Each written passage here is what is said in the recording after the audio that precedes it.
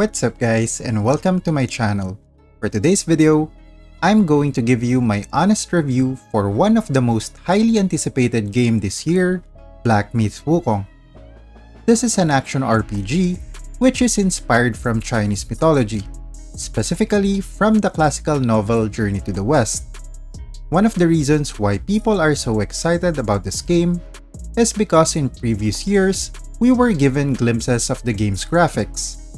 From the art style, stunning environment, and top-notch cutscenes in the game, it really caught the attention of gamers all over the world.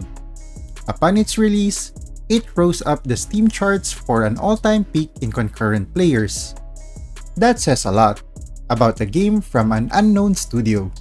The reason why I say it came from an unknown studio is because Game Science, the developers of this game, is not really known for releasing AAA games. They are more known for developing mobile games, so it was really a big surprise that they were able to release a game of this caliber. Now, before I go into the details for this review, I just want to note that I've played Black Myth Wukong in PlayStation 5.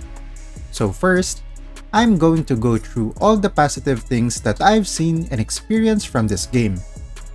I've already clocked in more than 40 plus hours in this game, and let me tell you this, the game is graphically stunning and it's so beautiful. From the character designs to its environment, this game is top-notch. The cutscenes are also really good. No, let me take it back. The cutscenes are great in this game, and one of the things that I really like about the cutscenes are its seamless transition back to the game. You will encounter cutscene transitions in combat, and it was really smooth, which made the experience a lot more immersive and cinematic.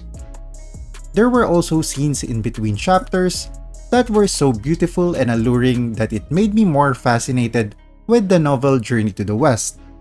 In terms of gameplay, the main selling point of Black Myth Wukong is the combat system of the game. You might be wondering, is this a Souls-like game? The answer to that is no. This is more like a high-octane action game that took some inspiration from Souls-like games. The combat mechanics are quite simple, but not to the point that you are just mashing buttons left and right. You have a variety of moves, spells, and transformations that you can use in fighting. From different stances in combat, to well-timed activation of spells, and a wide variety of spirit transformations. The combat mechanics are diverse, and it is so fun to create different combos for different opponents. The progression system is also diverse, from upgrading your character's stats, to unlocking new attack combinations, to enhancing your spells, and increasing the damage or buff of your spirit transformations. If you're wondering what this spirit transformation is, you can basically transform into a different being and use their abilities in battle. You can get their spirits after beating these creatures in a fight. This is very cool because it adds another layer in its combat system. As compared to other action RPGs, the progression system is quite simple and doesn't really overwhelm the players like most games nowadays. For me personally, the best part about the progression system is that you have an unlimited reset capability for all your progression points, which allows you to create different builds in the game. In terms of the equipment in the game, you can craft or get your equipment from hidden chests, defeating certain opponents, and completing side missions in the game. You will have a good amount of weapons and armors with unique set effects. These set effects can be enhanced further by allocating progression points and using specific spirit transformation that provides unique buffs to complement your build. This makes your character more versatile as you can experiment on different builds. The exploration in the game is also highly recommended as you can encounter a lot of hidden boss in the game. Although the game is not open world like most games nowadays, the maps for each chapter are massive, which gives the players a great amount of exploration if you choose to. So you need to have a keen eye, especially when looking for a hidden entrance, which can lead you to a hidden boss fight or a very strong item in the game. Exploration is very rewarding in this game, and I would highly recommend you to do so because the items that you can get can help you in future boss fights in the game. And last but not the least, is the boss fights in Black Myth Wukong. There are so many boss fights in this game, which really made me on edge every time I go into a new area in the map. It feels like there are more boss fights than the normal monsters that you can encounter in each chapter, which makes it even better as each boss fight, regardless if this is in the main story or a side quest, really makes the lore of Chinese mythology more and more appealing to me personally. Speaking of the story, at first, I was a little skeptical about the story in the game. I thought that the developers would focus more on the combat mechanics and the graphical presentation of the game. But the deeper I got into the game, I got more enticed in the story, and it made me want to know more about the lore for each character. In addition to that, just because this game is not a Souls-like game, it doesn't mean that the boss fights are easy. One thing that I really love about this game is that each boss fight is unique and they have their own unique movesets. I'd be lying if I tell you that I never got tilted or frustrated in any boss fights in this game. Each boss fight will surely make you earn your victory, which makes it even more rewarding. With all those things that I've mentioned, I really enjoyed the game overall. However, the game is not perfect and definitely has some flaws as well. One of the things that really caught my attention is the connection between each chapter. I feel like they could have done a better job in connecting each chapter in the story.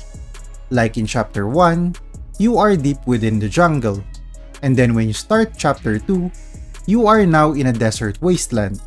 I guess what I'm trying to say is that, how did I get here? I wish they made a small cutscene just explaining how I got to a different location. It's not really something that ruins the gameplay or the story, it's just my personal preference. The next thing that I didn't really like in the game is the camera angle in combat.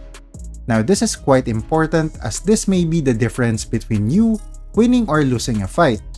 As you already know, you will encounter creatures of all sizes in this game. It may be a very small spider or a giant wolf in the game.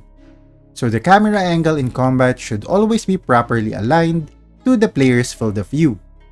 However, there are some instances, especially in small rooms or tight spaces, when the camera zooms into your character, which eliminates your entire field of view. So you won't be able to dodge enemy attacks, which can lead to you losing the fight. In other cases, when you are fighting a huge boss in close combat, the camera angle zooms into the ground or into a specific part of the boss, which blocks your vision. Remember, dodging attacks in this game is a main combat mechanic, so having your vision blocked by bad camera angles will surely lead to death and frustration on the player's part. The next one that really got on my nerves in certain situations are the frame drops in the game. This usually happens when there are so many things happening in your screen. I got really frustrated when this happens during a boss fight, because as I've mentioned before, dodging attacks is one of the main keys to victory in this game. So experiencing delays or lags during fast-paced, intense boss fights is really frustrating. I'm not sure if PC players will encounter this issue, especially if you are playing on a high-end PC. Although, the frame drops doesn't really occur frequently, but encountering this, especially in an important boss fight, is really annoying. And these are the negative things that I've personally experienced during my playthrough. Overall, this is still a great game despite the negative things that I've experienced. The cinematic presentation is top-notch, the combat is solid and fun, and the story is really good, especially if you are into mythologies. But the thing that I really appreciate about this game is that Black Myth Wukong doesn't have any microtransactions, and you don't need to wait and pay for a DLC to enjoy the game. It feels like the good old days when developers will just create a game and tell its players to enjoy and have fun. That's what really made this game for me. Just sit on the couch and enjoy the game. I also feel like this game is a strong contender for Game of the Year. If you're still watching the video up to this point, I can say that this game is highly recommended and is worth your money, especially if you love action RPGs with a good storyline in place. If I'm going to rate this game, this is probably an 8.5, as it would have been higher, but I feel like the camera problem and the frame drops is so crucial in action games like this. But anyway, if you enjoyed the video, don't forget to leave a like, and if you want to see more game reviews, don't forget to subscribe to the channel. GG!